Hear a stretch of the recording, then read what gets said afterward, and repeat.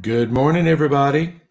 Kevin coming at you from the Mixed Coach COVID ID broadcast room, also known as my extra bedroom, because I don't go to the studio uh, too much right now because we're supposed to be on lockdown, right? Not supposed to go anywhere, but don't tell anybody. I've done a lot this week. Anyway, so I am excited about this morning. I've got a friend online, and we're going to talk about everything I like to talk about. We're going to talk about mixing. We're going to be talking about collaboration with other engineers. We're going to be talking about church production work. And I may not can wait any longer. I may just have to introduce him now. I'm going to wait on a couple of the people to come in. So if you're, be sure you post comments. Or not comments, but questions for Chris as we get going and we spark something you want to expand on a little bit more. Jump in and ask some questions. I want to pepper Chris with some really hard questions, so you guys help me out. Okay, so if you don't know already, I have been doing this broadcast every day, every weekday, basically, and I'm just going live with my friends, and I'm learning as I go, and it's really been good because I've learned a lot of really cool stuff. This morning is a friend. Chris is a Canadian producer, and he runs a website called Mixdown Online. He has a YouTube channel, and he speaks English and French, which I'm impressed with because I can barely speak Southern and Californian. So anyway, Chris has been working in Christian music for a while. He works at his church. He's had 75 albums over the past 14 years. That's moving along. So anyway, I just wanted to introduce you guys to Chris. Hey Chris, you're on, man. I was actually posting on Instagram, tagging you. Oh, cool. Thank you. Telling my people that I'm going to be here on live with you. All right, YouTube. Cool. Well, Chris and we get together just about every Friday morning with a couple of other people from around the world, really. And we just talk about what's been going on in the week. And Chris, man, you talked about something this morning that I want to jump off on really quick. Yeah. You said, okay, so Chris is a Cubase user. You use Cubase quite a bit. First of all, yeah, Cubase. let me start there. I'm always fascinated by, I know how I started using Pro Tools. I would like to know how you landed on Cubase, and what is it about Cubase that Cubase seems to do better than everybody else. Tell me why you chose Cubase, and then maybe if you're up to it, let me know like what you think Cubase does better than somebody else. Sure. Before I got into music production and recording and stuff, I used to play in a band like a lot of people do. And the singer had a home studio back then. And that is, we go back to 1998 or, during that area. And he was using Cubase VST at the time.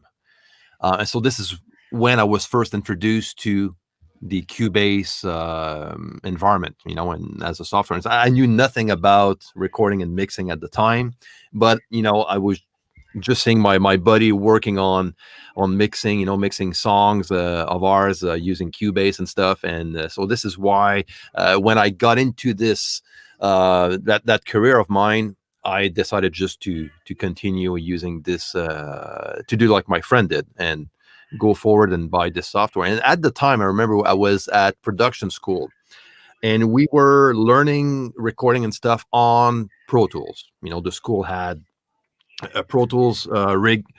And at the time, Pro Tools wasn't native. It was only, it was like the TDM system. And also it was like a cheaper version of Pro Tools, which was very, very limited at the time. And that only worked with the Avid interfaces, and that's it. Mm-hmm. The M1 back then.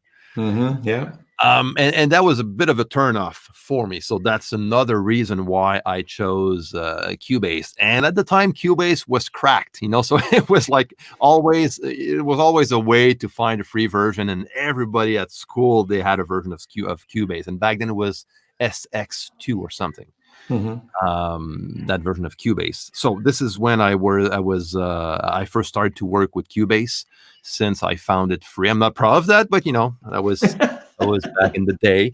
But yeah, the minute I worked on my first paying gig, I immediately purchased the full version of Cubase. My DAW of choice since then. Hmm.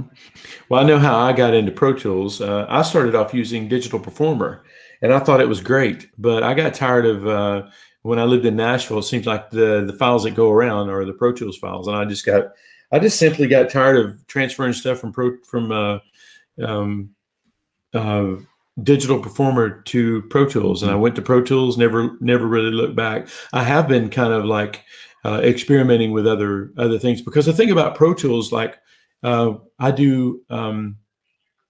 Kind of hacking the system a little bit, I think, because we're doing a broadcast mix through a DAW for our church, and tried Pro Tools, tried several other DAWs. Pro Tools, it seems like, to get 64 inputs, there's a huge financial hurdle to jump. And I found some other DAWs that will do it, but I'm wondering, Cubase, the version that you're using, how many inputs can you use? Oh, You you know what? know? I'm not sure if it's unlimited or it's like 250 inputs or so. I'm not sure about that because I never went that far. Yeah, yeah. So it's the type of thing that I don't care about much about, just because I don't have those needs. But I know Right. it's like way more than 200 tracks for sure. Oh, As far wow. as audio Wow. inputs simultaneously, if you have like Right. that, like at our church, we converted everything to from Pro Tools, an old Pro Tools rig, to Cubase. And now it's brand new, so we're still working on the setup. After we're done with the confinement and everything, we're going to work on that setup. But the tech in charge purchased an RME MIDI card, so we can go up to, I think Hmm. it was like 64 inputs simultaneously directly into Cubase. Hmm. So it's not a problem to have more than 64 for Okay. sure, as far as audio channel goes. Yeah. Well, I see questions coming in already, and it's the question I wanted to ask you too. This morning when we were talking, you said that you had been experimenting with the Connect program, the app for Cubase, and I don't know if it's a native thing or what, but you said you've been having pretty good success remoting in musicians and allowing them to record in your DAW, and they don't even have to have anything. So, like for instance, I could call my brother in Alabama and say, "Hey, can you put some vocals on this?" And walk me through that. I'm Yeah, fascinated by that. it's a system that is integrated into Cubase, and it's called VST Connect.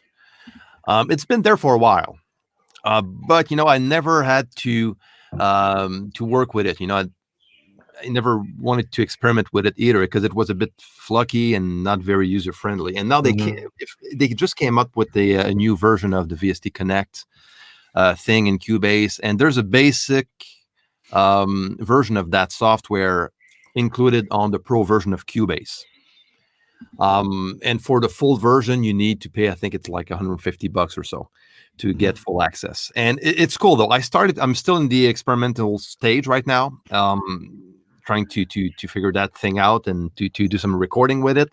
And I'm going to work on a video on the YouTube channel talking about that, Right. So I did have some success recording some guitars and stuff.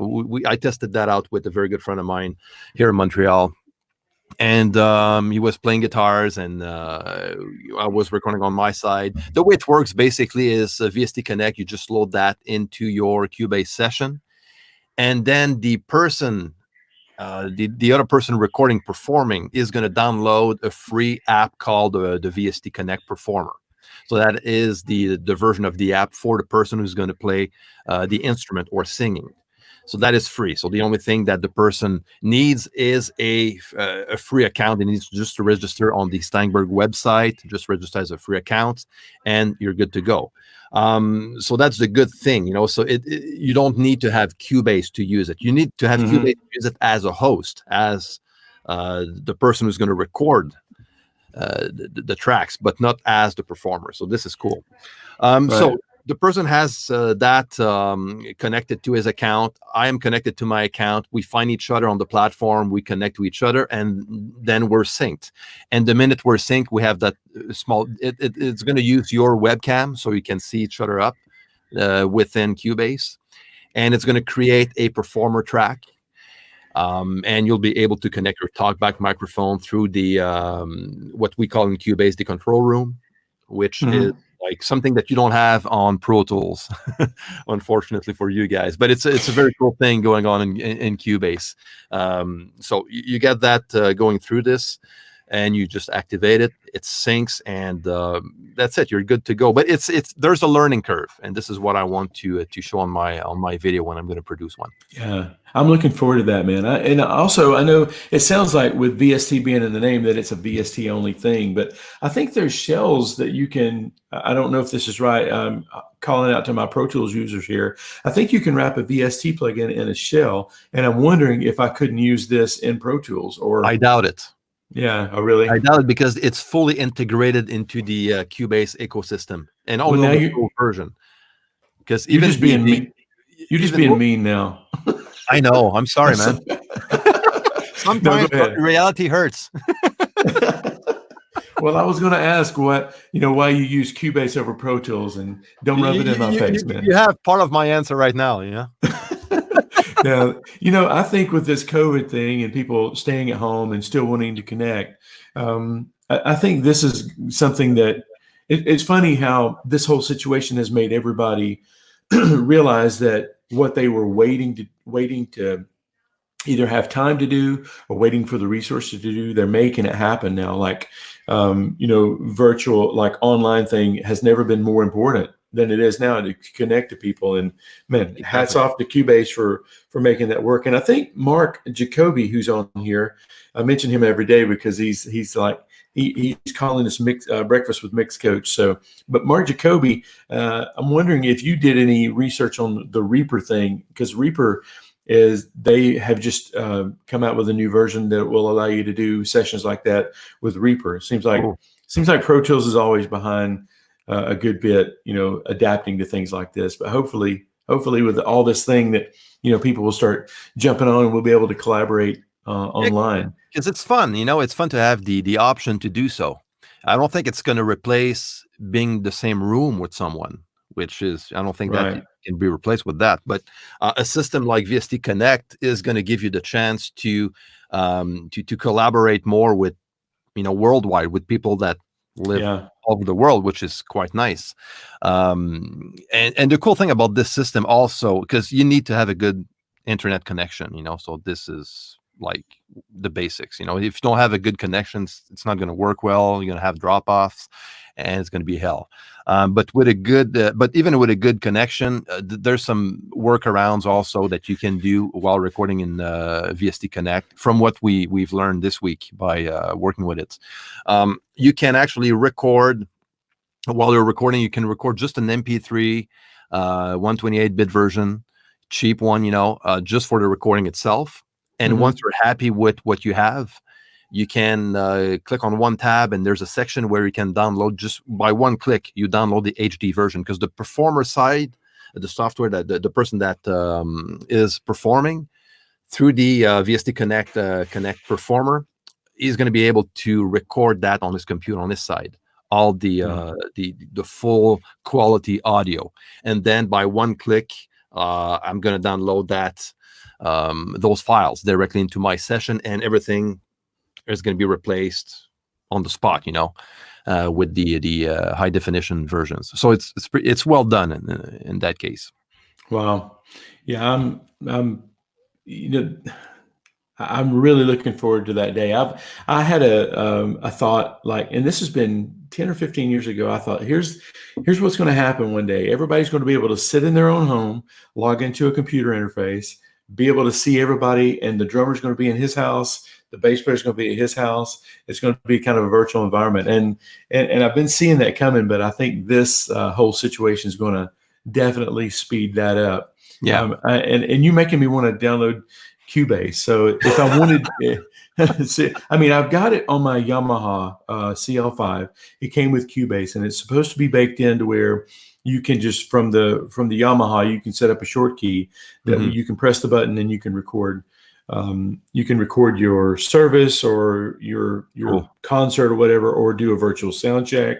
I haven't been able to do all that stuff yet, but I think I've got a really scaled back version of Cubase too. So let me check that. Check out Cubase. Seriously, you said there's is there a free version of Cubase that you can use that's limited, or There's a 30-day trial that you can. okay. Yeah. The only thing though is that you need to have the e-licenser key. Okay. It's a bit like iLock.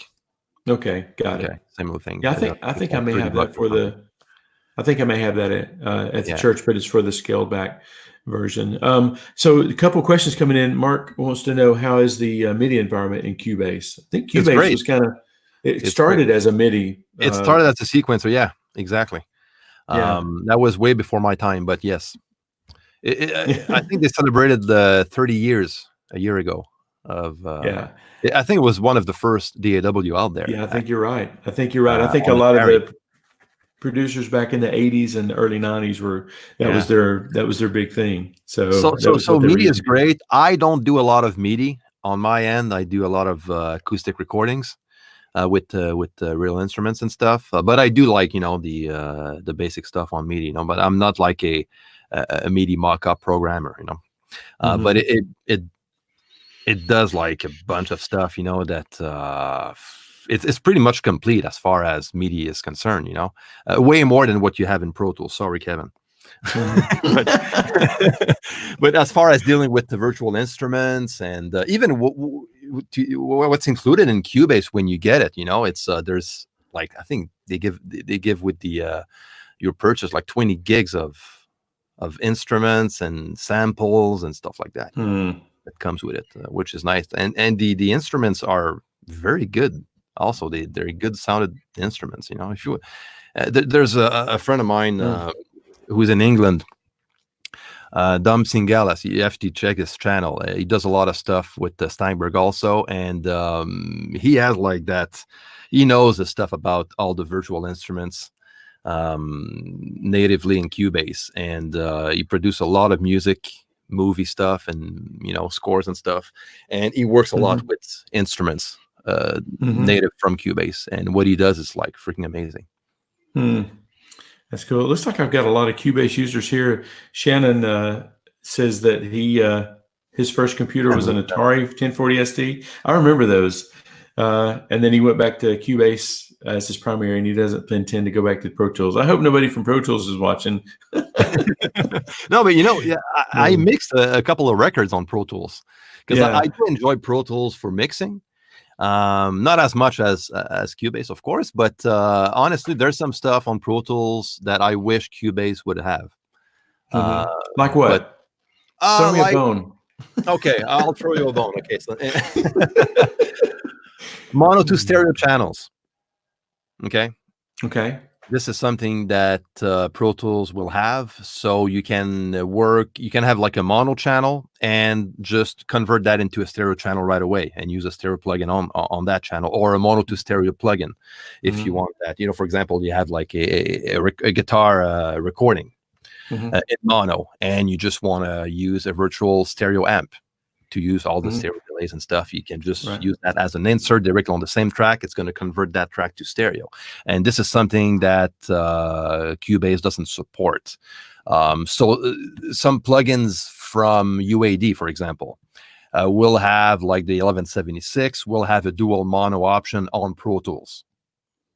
You can activate that plugin as a dual mono on a stereo channel on Pro Tools, but you can't do that on Cubase. Okay. But there's workarounds, and I made videos on that. If you want to use dual mono compressors, which I like to do once in a while, there's workarounds for sure. Yeah. And like you can use a plugin that has that integrated in the plugin. That was going to work fine, but the channel itself is not going to be able to convert itself to stereo if it's mono, or like the dual mono thing, that Pro Tools have. So this is something that I would say is cool. Yeah. Well, I took that for granted. I thought everybody did that. I thought all the dolls did that. So I'm thankful. But I've got that. on the other hand, everything else, I would say, like for me, for my workflow, as far as writing music, as far as recording is great in Cubase. It's like, we have like playlists, a bit like similar to what you have with playlists. We have they call that track versions, so we can record our takes on different versions, or in stack mode, or we call that lanes. So we visually see the tracks one on top of the other. So the comping, like comping a vocal or comping drum takes, is super easy in Cubase. For drums, for multi-tracks, you can just you gather all of your tracks into a folder, which I think you guys just had that as a new option, the latest version of Pro Tools, folders. Yeah, that's just added in 2020, but I haven't downloaded it yet. That's something that I had never seen before we started using Reaper. Okay, We kind of landed on Reaper, and they have the folders things, which I'll be honest with you, is a little little confusing to me. I just have to get my head around it, because maybe if I'm using it more with Pro Tools, I'll understand it more. But folders, in my case, they're good to organize your session, especially in the mix session, so you can have a very stripped down version of your the visual of your session if you want to, by just gathering the same instruments in the same folders.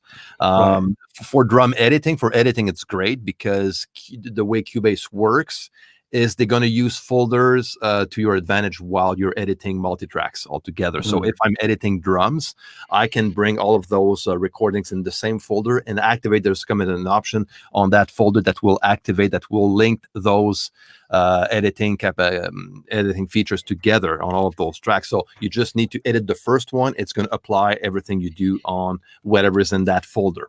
Yeah. So editing drums, comping drums and stuff is very easy with that in mind. I think what I have to do now is group it together, activate the group, and then it becomes kind of like a folder, except it's not. You can collapse a folder and just see drums. Is that what you're that's amazing. It is. Yeah, that's cool. So I'll have to try that. It's cool, yeah, go ahead. Oh, I was going to say, if somebody wanted to learn Cubase like really quick, do you have a course like that teaches people to do that sort of thing? I do, yeah. It's called The Ultimate Guide to Cubase. I released that a year and a few months ago. It's more than 11 hours of of videos, very well categorized, in the bunch of smaller videos, like 5-10 minutes videos, and it's all about learning Cubase. Everything that I know on my side, I share on that course. So it can keep you going and understand because every DAW is going to is going to have a complex side of it, that will have a learning curve. That doesn't matter which DAW you work with. There's always a learning curve, and this is my goal with that course was actually to save people time and to make that process way easier. It took me years to get to that point. So with this course, I try to just shrink that down to 11 hours. And the way it's also done, it's kind of as a reference guide. Also, you can take as a course from A to Z if you want to, but you can also use it as a reference guide, so you can get back to it every time you have like a problem or a question on, something specific on Cubase. Chances are you're going to find the answer in the course. There you go. That's me with my Cubase. Look at that mug. And the cap too, I love going to NAMM. This is where I meet these guys, and they always, give me goodies like this. They give you mugs. Exactly. That's cool. That's cool, man. This is really really cool. I love learning a DAW and learning all the ins and outs and what the possibilities are. And I'm in a phase right now where we're actually experimenting, trying to find that perfect thing. So yeah, I may have to check this out and see if. Tell me about this first. Latency when you're recording live through the DAW. How much is the latency? But that depends on the speed of your computer. Depends on the sound interface you're using. What I usually do on my side, I always bypass the DAW as far as monitoring goes. When I used to work with Links OS 16, and I just do all the monitoring through the software, the mixer that they have, the virtual mixer. And so this way I can bypass Cubase or Pro Tools or whatever and have like no latency recording. The sadder side of that technique, though, is that if you want to insert a plugin like a reverb or a compressor and stuff, you won't be able to. Now I'm working with a new system that Yamaha and Steinberg has. It's a new interface that just came out, and they have several cheaper interfaces as well that will support that. Mine is the AXR4T for Thunderbolt, and they have the DSP Mix FX software, which will give you zero latency like I used to, but they have some compressors and an EQ and some reverb you can add also, and that works integrated in Cubase also, so you can access that within Cubase itself. And they also have that DSP Mix Effect thing with some other interfaces from Steinberg, like the URRT4 and the latest USB-C versions they have that just came out also, that are cheaper and stuff. And you have that capability of recording without latency with effects also integrated into your DAW. Wow. Apart from that, there's direct monitoring that you can activate. Again, that will do the same. It's going to bypass Cubase and it's going to just use your sound interface directly.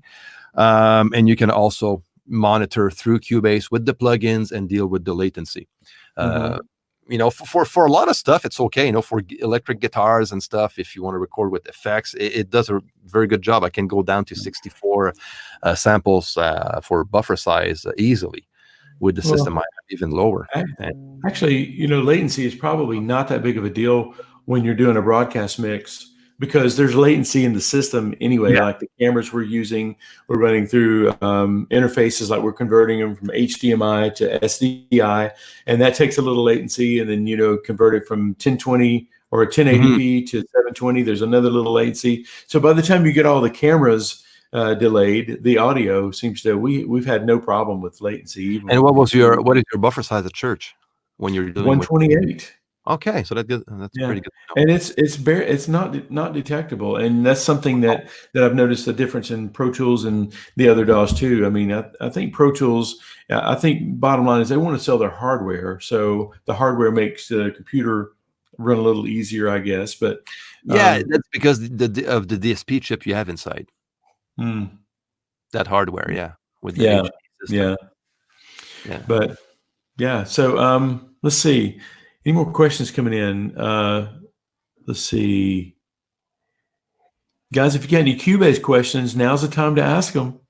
The questions I've asked is like, should I try it? And I'm pretty convinced that I should at least give it a go. So Chris, you are also a broadcast or front of house or both for your church. And now, what part of Canada are you in?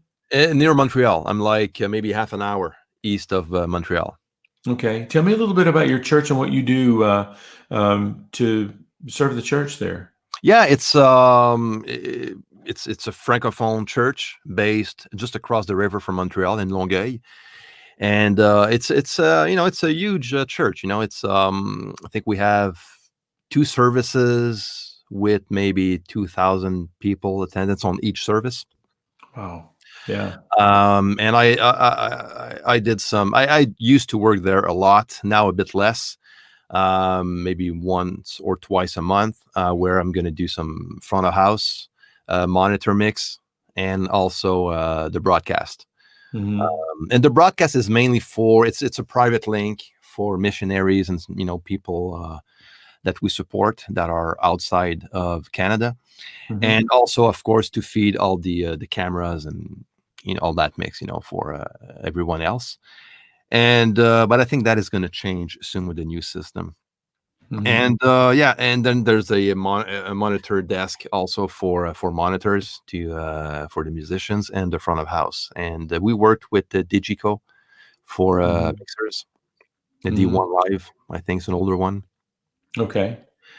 And so What has changed in the last month of kind of your workflow there at the church?